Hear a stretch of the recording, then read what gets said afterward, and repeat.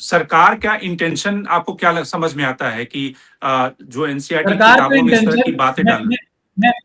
मैं बता रहा हूं, सरकार का नहीं, मोदी जी का और अमित शाह जी और आरएसएस का मंशा जुडिशरी को खत्म करने की पहले दिन से है, फर्स्ट डे से।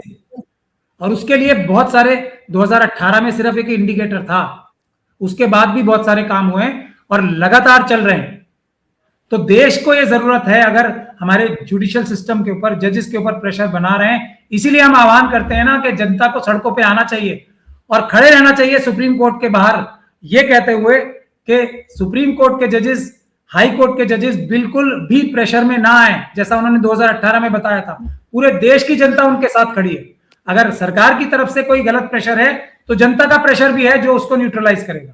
ये एक सबसे अच्छा तरीका है। लेकिन जो अभी माननीय उच्चतम न्यायालय में हमारे मुख्य न्यायाधीश साहब ने जो ये चीज की है, अगर इसको वो इसके लॉजिकल कंक्लूजन तक नहीं पहुंचाएंगे तो ये मेरा मानना है, और लॉजिकल कंक्लूजन 1 साल का इंतजार करके नहीं, 1 हफ्ते के अंदर, इतनी जल्दी होना चाहिए ये काम, 10 दिन के अंदर, 1 महीने के अंदर तो हो ही जाना चाहिए कि कौन वो व्यक्ति था। क्योंकि प्रधानमंत्री जी के समय से ये भी माना जाता है कि सब डिपार्टमेंट्स के सारे फैसले पीएमओ से होते हैं, तो इसकी एक ट्रांसपेरेंटली जांच होनी चाहिए, वीडियोग्राफी करा के।